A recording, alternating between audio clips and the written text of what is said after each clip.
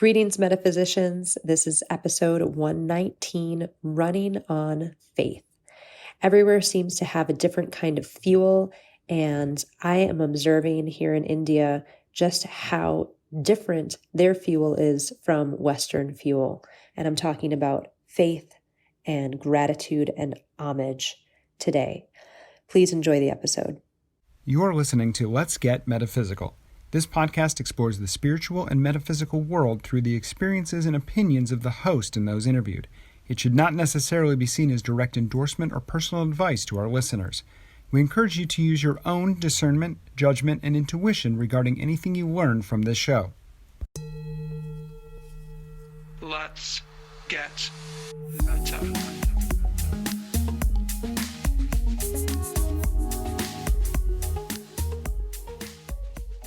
Welcome to this Metaphysical Life podcast.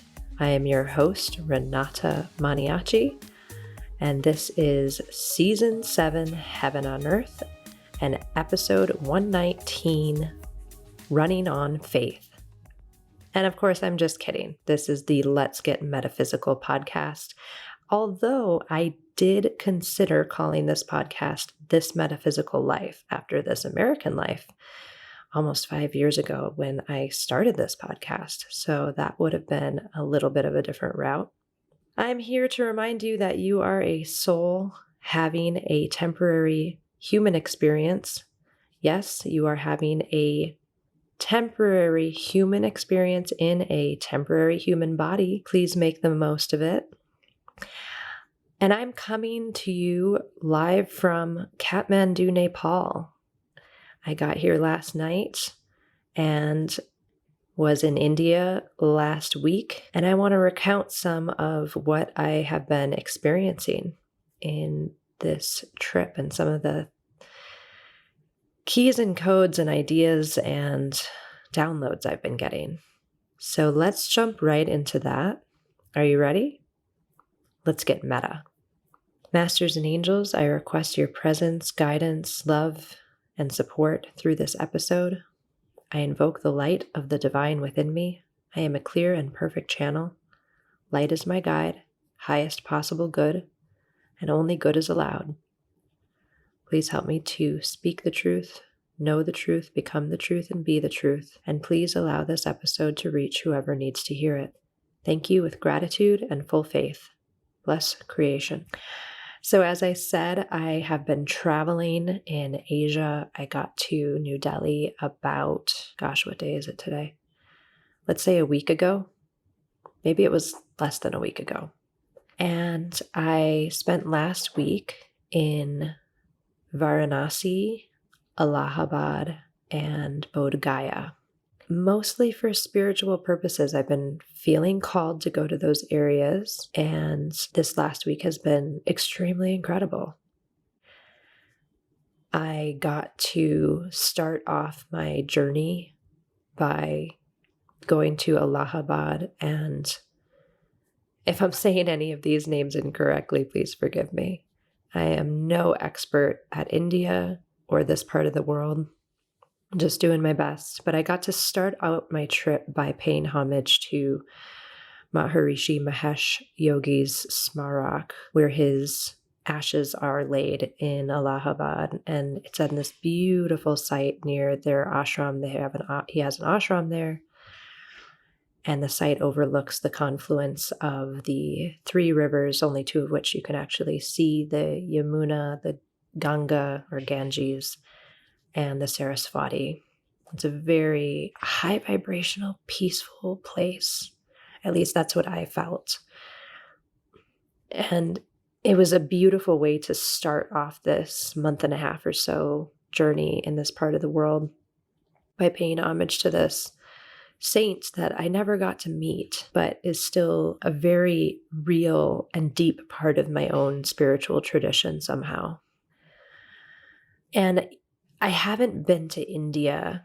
I've been to India before, but I haven't been there since about 17 years ago. And so much of that trip I'm remembering on this trip, and things that I was not able to understand or articulate or have the depth to go further inside and be more introspective about are coming up now. And I'm remembering different ways I was feeling at that time. I was 19 then, and mostly spent time in the Tibetan refugee communities within India, because that's the group that I came over with from my university.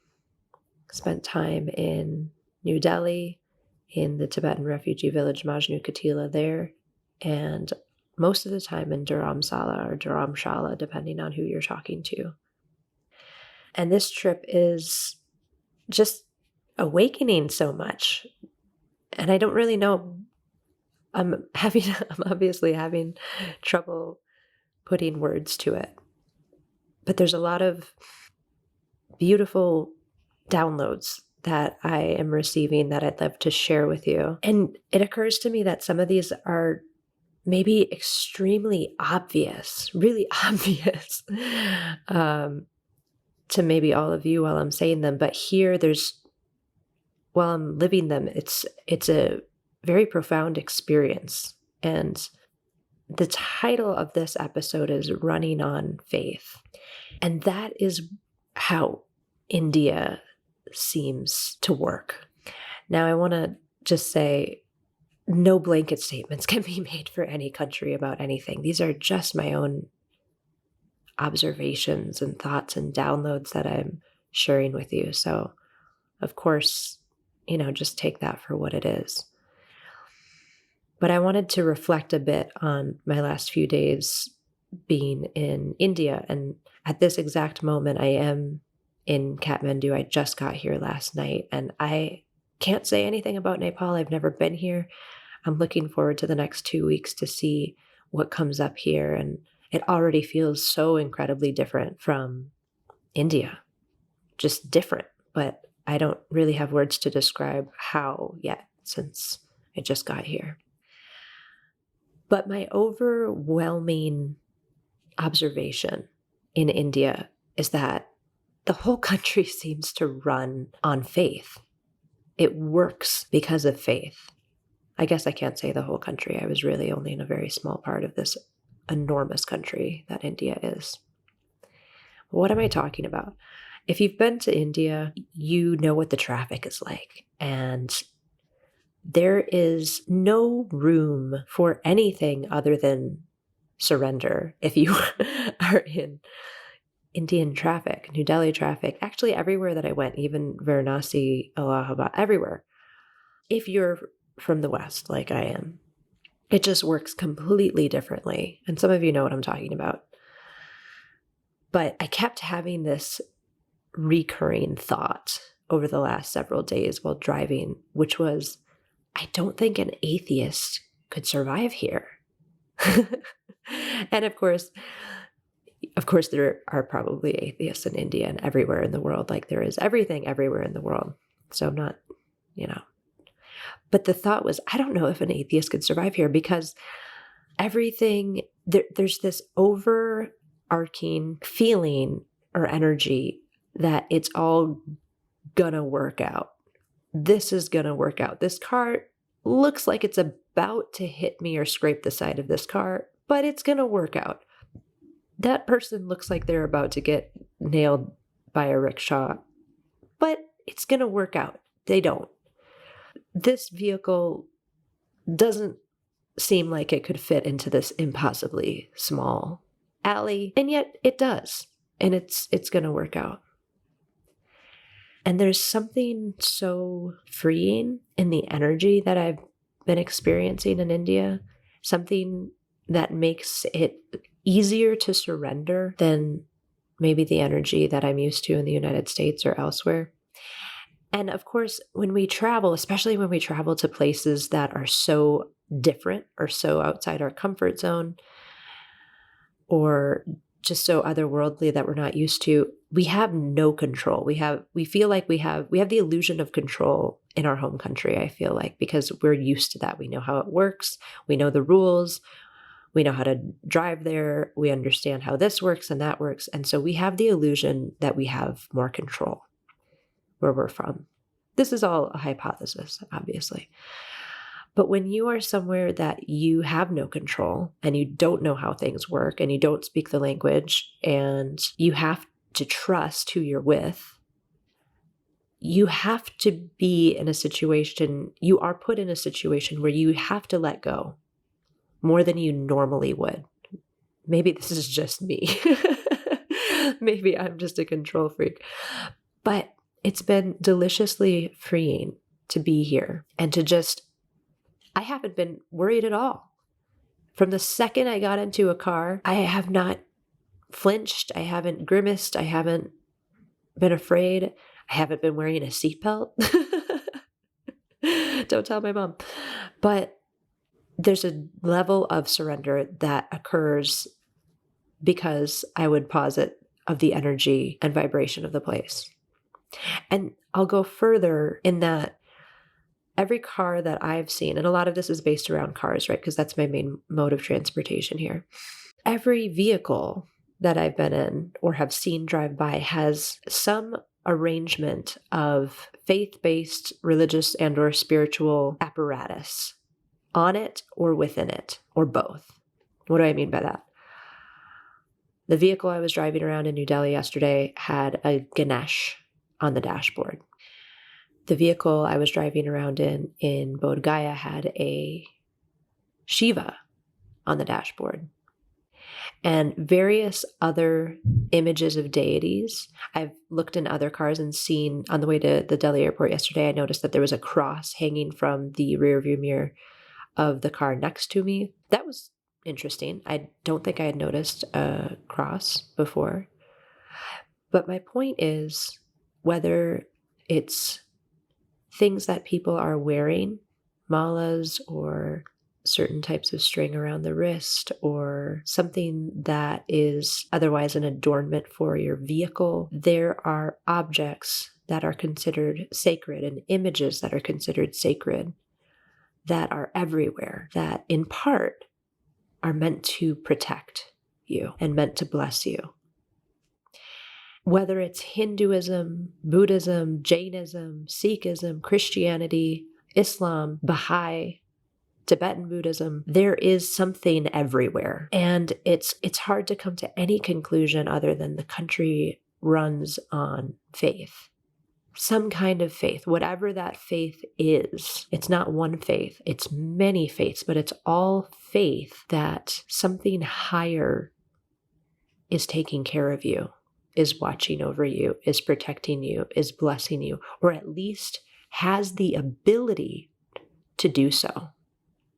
There are so many temples, mosques, other places of worship, spiritual centers of all different kinds.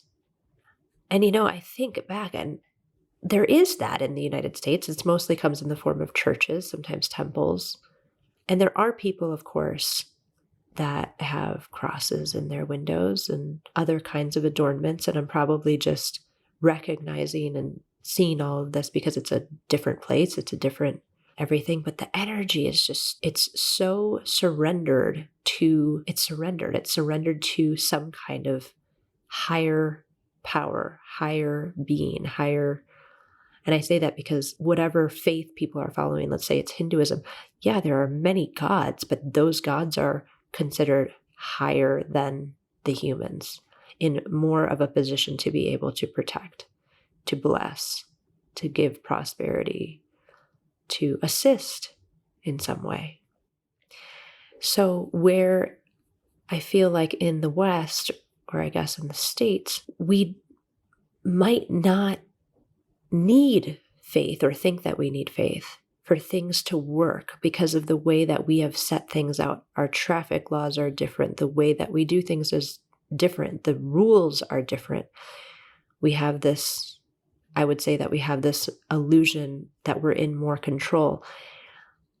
That mentality makes us maybe less needing to have faith because we think that we have more control, because we think science is taking care of this, technology is taking care of this, our logical rules and laws and ways of doing things are going to take care of us and keep us safe. We don't maybe feel that we need to have these adornments, these rituals, these spiritual images to protect us and keep us safe. Or maybe we have both. I do have a medal of, I believe, St. Christopher in my vehicle because why? Because it's thought that that saint provides protection while traveling. So I guess maybe India is not so very different from something like that, but just being here, it feels so much more surrendered to forces that cannot be controlled.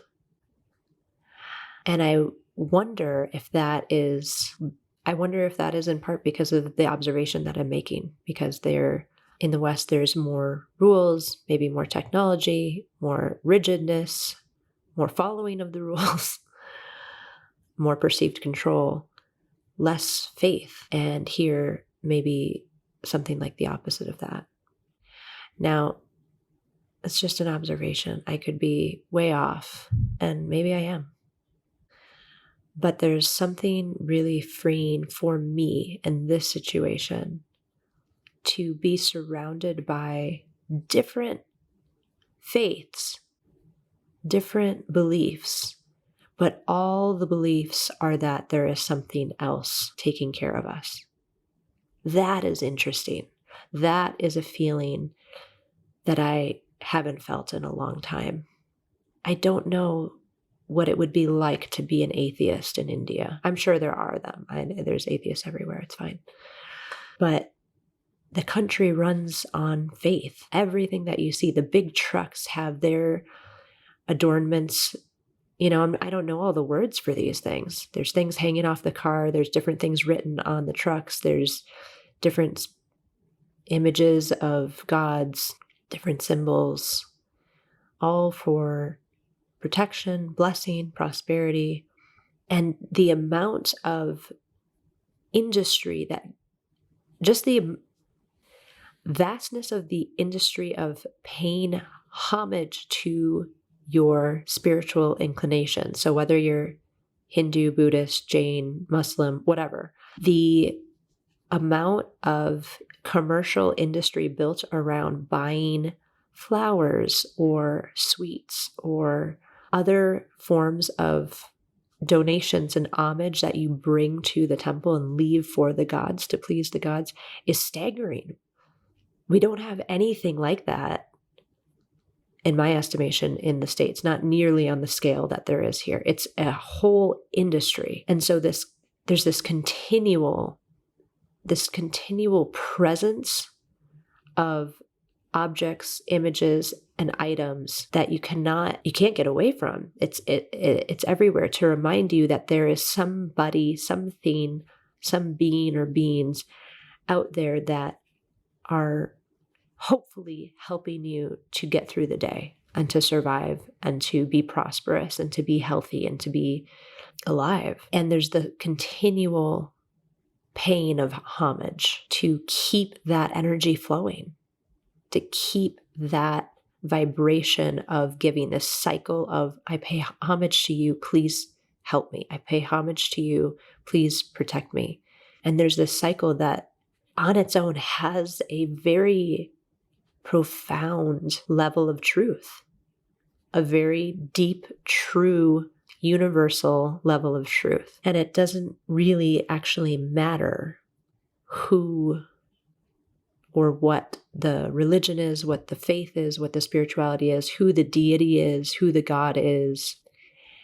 If you look at it from a higher perspective, or just a more big picture perspective, there is an engine of gratitude and homage paid to higher powers in return for hopefully protection, blessings, health, prosperity. It's just this continuing cycle.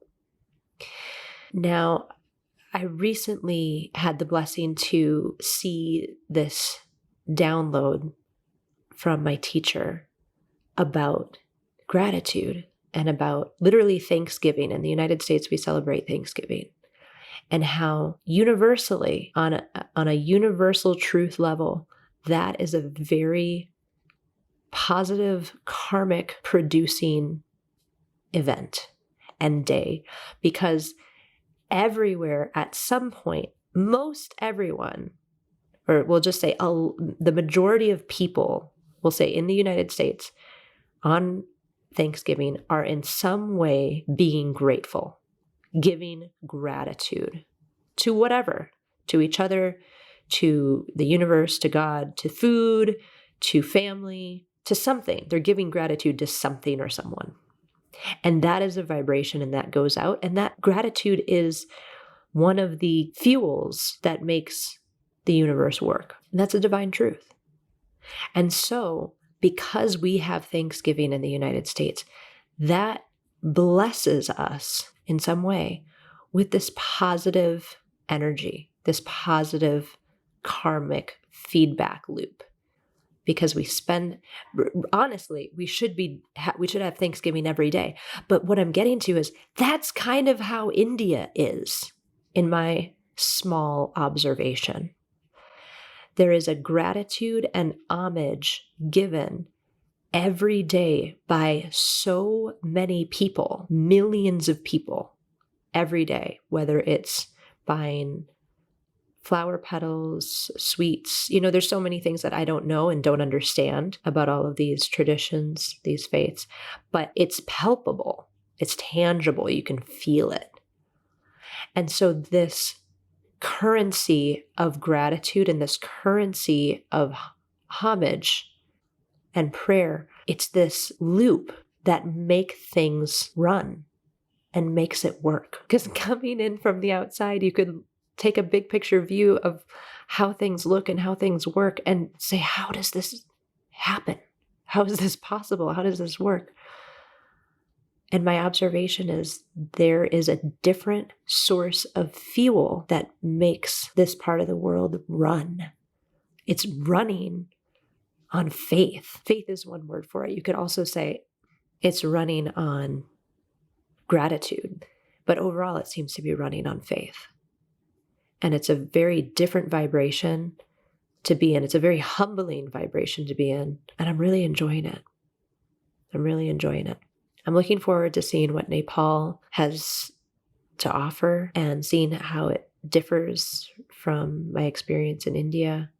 We will see. But I'm extremely grateful for my short time in India thus far. And I will be going back in a few weeks. So just thoughts, just observations that I wanted to share and see where they land with you.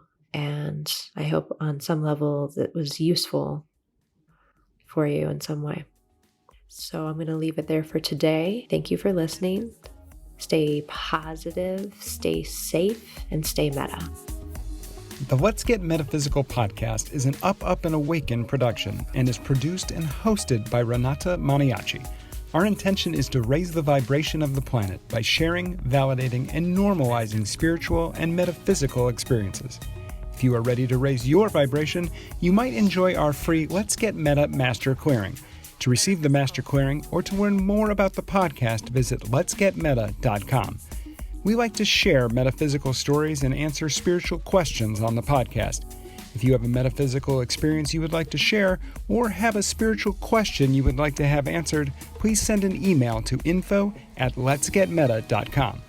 The Let's Get Meta podcast is inspired by angels and supported by angels. If you would like to be an angel donor to the podcast, visit patreon.com/letsgetmeta. Thank you for listening. Stay meta. Let's get meta.